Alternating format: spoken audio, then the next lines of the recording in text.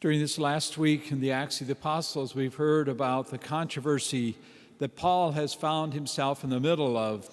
Antioch in southern Turkey, such a large Christian community. But the question, should we allow Greek-speaking people to come in? And so they went to Jerusalem.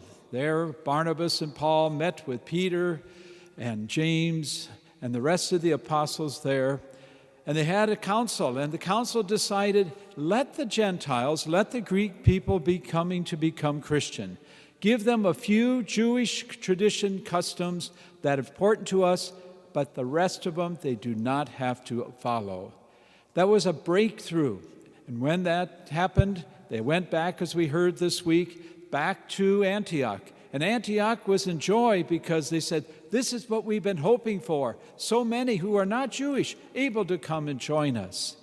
Now Paul goes all through what today would be called modern Turkey. One village after another. And the number is growing. But he's at the edge of Turkey. You might say Western Turkey, by the Ionian Sea there. And now, during the night, he has a vision. And in that vision, it's a Greek man from Macedonia who says, come and help us in Macedonia. And that is what Paul trusted in God, because now he's not just staying in the mainland, you might say, of Turkey and all the communities there that he's been visiting. Now he's about to cross the water into Greece. Another land, another culture, another language. And in many ways, this is where he had to trust in God more than ever, because he was going where he had not been before. He's going with the Lord within him. And we will hear how he has his first disciples in Philippi, in fact, a woman.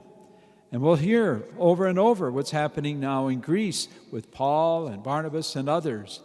For you and me, as we listen to the Acts of the Apostles, it's not just ancient history, it's history that reminds us of our own modern history.